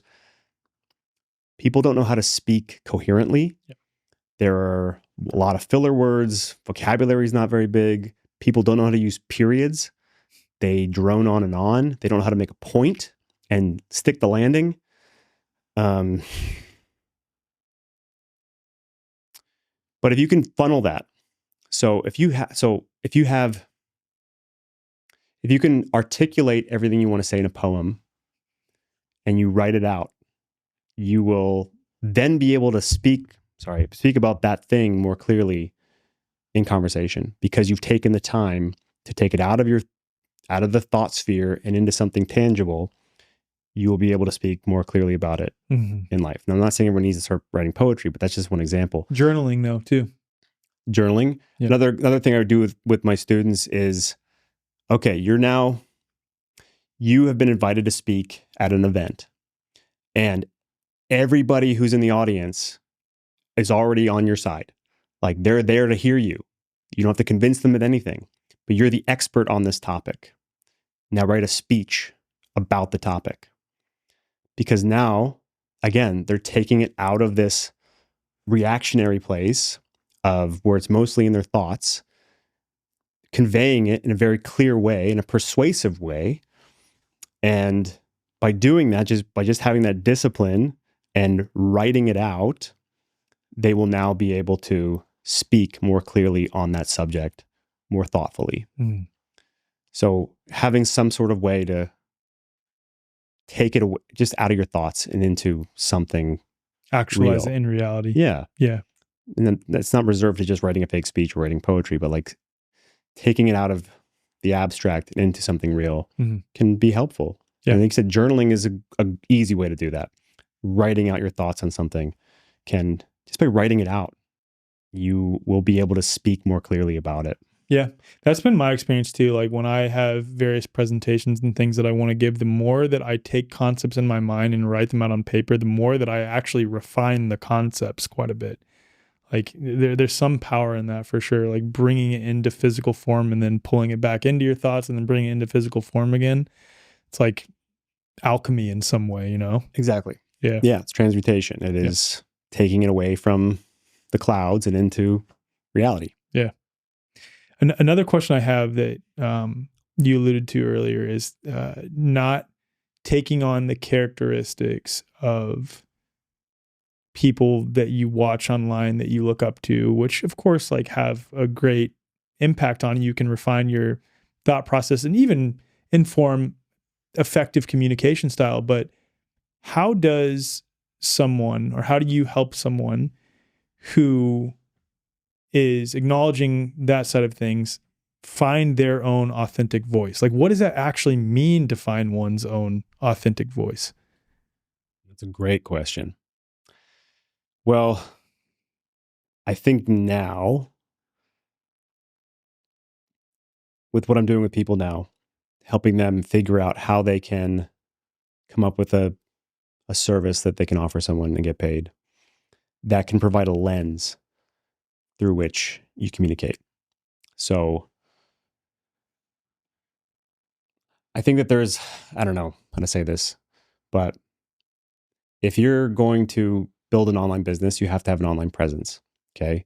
So you have to have you have to embrace social media to some extent. And there is, some people think people think that they're interesting enough, they can just go online and talk about their lives, talk about their ideas and their perspectives, and think that people are really going to care. And sometimes that works. Again, if you're really charismatic and you're really great at communicating, that can work.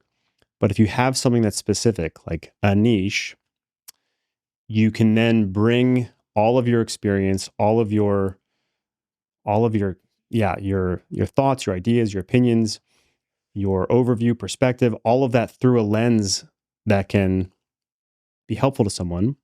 So you're not just talking about the problem and the solution of that problem. That's the thing that's like, that is the core of what you're offering. But through that lens, you can offer everything. It's almost like a way of taking your unique story and like in orienting that towards what you do. Your story is going to be what sells the most. And that makes it where it's inherently authentic because it's about your story. Right. Because nothing is new under the sun. You're not reinventing the wheel. Yeah. What's going to draw people to you is you, not just, I can help you solve this problem. It's the trust that's built from the person explaining how they can help you with that problem. You know what I mean? Like totally. It's not just, I will help you do this in 30 days. Sure, that might be the offer, but it's you bringing yourself to that, and they see like, wow, if this guy could do it, I could do it. I really like his vibe. I like his energy. I like, his humor. His story is really compelling. Then they're going to want to purchase from you because they like you as a person. Do you find that when you help guide people to that, some of the people come to, dare I say, the false conclusion that, well, my story is a dime a dozen. Who gives a shit? Like, who's going to give a shit about me and my story and my offering related to it? All the time. Yeah. Yeah. What's your response to that? It's limiting belief. Yeah. If you've struggled with it, someone else has struggled with it. Yeah. And I mean, a lot of times, most times with this sort of offer of online business, or I guess maybe in business in general, you are, you're selling a transformation. That's always what you're selling. You're not just selling, I can solve the problem for you. No. If you solve this problem, life will look like this. Like, that's what you're selling. And that's what people are drawn to. It's because it's a dream. Like, it's a dream outcome. I want that outcome. And therefore you're positioning yourself as the transformation most of the time. Like, I want to be, if he could do it, I could do it. I want to be like him. So that's it. Love it. Yeah. You are the thing that they want to be like. They want to be like you. Yeah. Yeah. I think the more that your authenticity bleeds through, just like you said, it's like it's a relief to other people because they can see the reflection, right, in their own story. While also being totally open. And like you said earlier, I'm not perfect. You showcase that as well. Like, I'm flawed. I have, I'm just like you in that I have suffered from this problem. I don't have everything figured out, but I can help you with this thing. Mm-hmm. And I'm figuring out my own stuff, and I'm on my own journey. And if you're at this point in your journey, maybe I can help you get to this point, but I'm not trying to like showcase the fact that I'm perfect. I've had everything figured out. No one's going to respond to that either. They don't like, then you lose relatability. You know what though? What's coming up for me is this not only like what you just shared there is not only applicable to trying to attract people who are ostensibly already on the same side as you, that you're trying to attract that audience, but sharing one's own authentic story and experience as it relates to anything is also incredibly useful and disarming for those who disagree with you too in that communication approach. Like think the difference between you are this way, you are wrong because this, and this, versus in my experience, this is what I authentically experienced, or this is what a friend of mine authentically experienced. And because of that experience, that's why we don't do what we do. Yes. So in like selling or marketing, that's the epiphany bridge. Didn't even know that was a thing. You have to, that's part of how you frame your offer. I was this way. And then through this series of events or this whatever happened that got you from there to this other side to realize, oh, wait, there's a new way, or there's another way of approaching this, or life could be like this. It's the epiphany bridge. That's part of the, the word selling has such a negative connotation, but like that's part of how you make it relatable. Yeah. That's how you sell. It's like the epiphany bridge gets them from where they're at to where they could be. And it's based on your own experience. Epic. Wow. I've never heard of that before. Cool. I kind of just said it. Well, I think your best so your avatar client is not always, you're likely to succeed if you sell to yourself. It's the best service will be something that, you're writing to a previous version of you. Yeah. To where you were used to be stuck. And then it is authentic because it is real to you. And you're helping the younger version of you get to where you are now in less time. I mean, for instance, the communication program I had, it was an 8-week course, 8 weeks, but it was based on 15 years of my life experience, 15 years. And I'm consolidating everything I learned about communication and how to have uncomfortable conversations, productive conversations in 8 weeks. Like that's how you have a good product. Yeah. Yeah. It's incredible. You're cutting out the time and struggles. the pain. Yeah, the struggles that other time people and have pain. to go to. Yeah. Yeah. And people want results in as fast, little amount of time as possible. People don't want to do any work. Yeah. And then this other thing in the program, it's like people focus a lot on benefits. Like you're going to get this and you're going to get this and you're going to get this. And I have all this stuff for you. People don't want to put any time in. They're like, I want to get the result as fast as possible. Mm. So you have to that's why you have to sell the transformation, first of all. Yeah. Life will look like this. Talk about the process once they've committed. Once they see the end result. Yeah. Yeah. Makes sense. The last thing that I wanted to explore with you, being a sketch comedian, is like the art of comedy from like a purely artistic lens, like looking at the comedy landscape that we're in right now from a sort of zoomed out overview lens, but then also how comedy can be such an effective tool to convey what is otherwise very, very challenging information to convey. My thoughts on that? Yeah. Well, when someone's laughing, their guard is down. I mean, that was our whole objective with Joy Camp. Was first of all, my buddy Kevin and I, who created it with me, we noticed that there was a serious lack of humor in like the truth movement. So we thought, well, maybe we can try to help fill that void. And we got so much feedback when we were doing it from people like, hey, I was never able to talk to my family about chemtrails. Then we showed them your video and now we're talking about it. Thank you so much. We're like, whoa, unintended consequence. But that came up a lot. And we started realizing, humor is a big part of my life, but seeing that in real time, I learned that humor can break down walls. Laughter can break down walls that no amount of explanation can sometimes. And that's powerful. So if you can make something funny, which is not something everyone can do, but if you make something funny, you can increase the likelihood that they might hear the message. Yeah. So comedians do a great job of that. Like, I think a good stand-up routine is like a heroic act. Yeah. Because you're like, it feels so good. You're like, oh yes, this guy's saying the thing that I feel, and he's making me laugh. And it's like comedians really therapeutic. do get a societal pass to just say whatever the F other people would otherwise struggle to be able to say. Yeah, and I feel like it's making a comeback too, which is exciting. For sure. Like, there was a while there where it felt like humor and comedy was like seriously on life support, but it seems though it makes sense to me that a lot of the comedians right now are the ones who are really just shattering the I don't know, the boundaries Yeah. of communication and like saying what's real. And yeah, it's cool. The one thing that's like, Sense of humor is my most important quality in a person. yeah, For dude, friendship. oh my God. Like if In fact, so the last thing I'll say about that is I think it was even the same guy who worked at the university.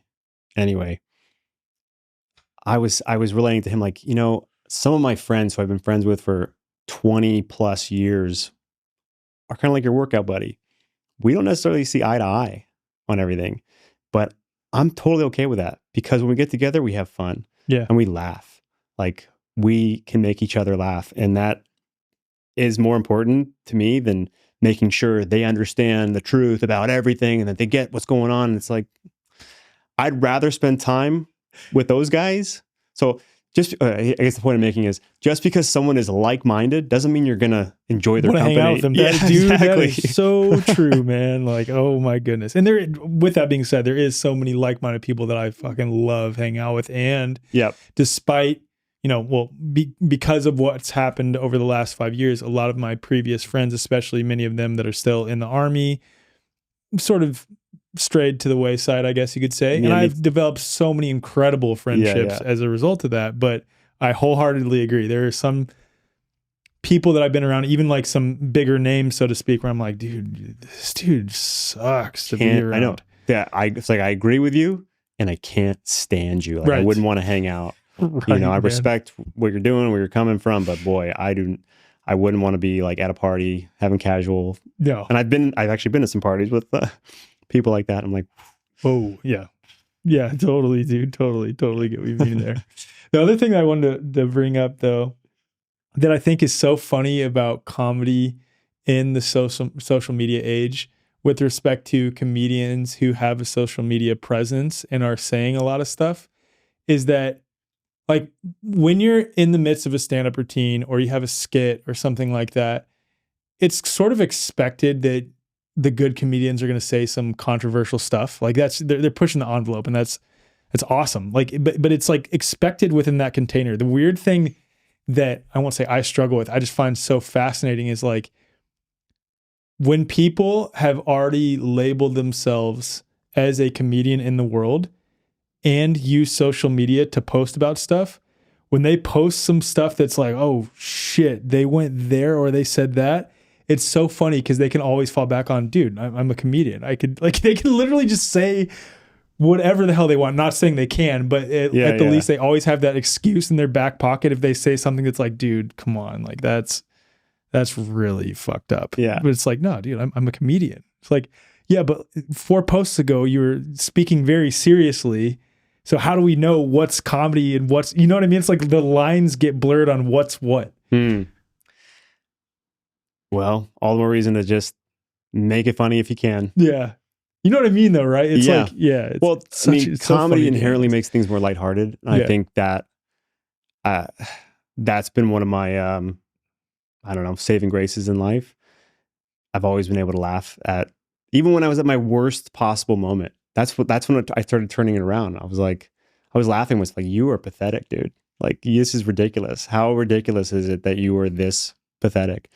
And being able to laugh at just how much I spiraled out of control and just being able to laugh at it, that like made it easier to take back my control. Mm-hmm. But I think that's also something that's seriously lost a lot of the time is people take all of this way too seriously when in reality, like we're all going to die. Like this is a fleeting experience and you want to spend your whole life just being mad. I mean, and then to get like too existential, but again, like if you analyze history, now granted, I know a lot of history you can take with a grain of salt, but you can see there's certain messages that echo, and things are always bad. Things are always bad. And we're actually living in a time where being comfortable is pretty easy, right? Like you don't have to do much to live a comfortable life. And that can't be said for a lot of history. So right now, the worst possible thing you can imagine is probably happening somewhere in the world. But also right now, the most beautiful expressions of love and compassion and kindness are also happening. It's all always happening. The good, the bad, and the ugly, everything in between is always happening. And that's like the, I don't know, the challenge of existence, right? I mean, you can personify it or make it an analogy of like the devil or whatever, but like there's always good and bad always happening. And there's always tyranny, there's always corruption, there's always people hell-bent on control and power. This is just our flavor of it. And, and in spite of it all, you're still going to die. Do what you can, have fun, make a difference, contribute in the way that only you can, and try not to let it get the best of your spirit. Like, stay lighthearted, stay positive, have fun, make fun of it. Because if you make fun of it, it takes power away from them.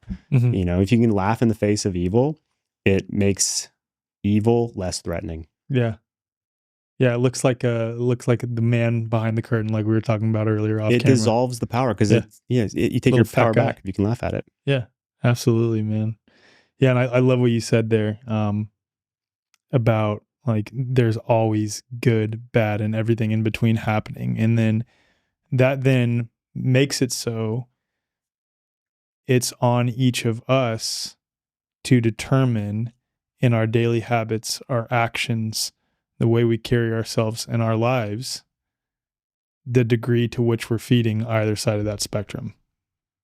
Yeah, we have the gift of free will, and I do think we have free will, and you do with it what you will. Some people will use their free will to do bad things, but you have the choice always to do what's right.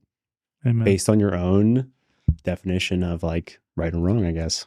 Benny, man, thank you so much for joining me. This has been an awesome conversation. You seem like a very calm, even-keeled presence, even through like your various comedic expressions and things like this on social media and elsewhere. And I was pleasantly surprised that that's actually how you are in person. You have a very like calming presence and energy. Oh, thanks, man. Yeah, dude, it's awesome. I really appreciate it. Especially because like, again, a lot of people in the truther space can be more on the extreme end, the sort of Alex Jones types that I was referring to. And that's nice. Yeah, of course. Well, that's been one of my intentions my whole life, is to be myself no matter what environment I'm in. I try to be myself always, whether it's with someone I just met, someone I've known my whole life. Awesome. And I wanted to give you the opportunity to share one more time all the offerings that you have. And we discussed a few of them during this episode. And of course, anyone watching or listening, this will also be in the show notes. But yeah, please just share. Yeah. So everything I do, everything I've created is under one roof now. It's called Sovereign Secrets. It's a community. It's a membership. It's on the School platform, SKOOL, school.com/Sovereign Secrets. And within that, I will give you a very thorough step-by-step plan on how to start an online business and make your first $1,000 online. And also in there is my Parrhesia communication course, my Self-Reliant Way program, which was originally intended for men to get them out of the doom and gloom mindset and into a place of action. And it's all there for a low monthly fee, but it's very interactive. The people in there are amazing. It's, it's people, well, kind of people I like to attract who, like I said earlier, who've graduated from Conspiracy University and are at the other side going, well, now what?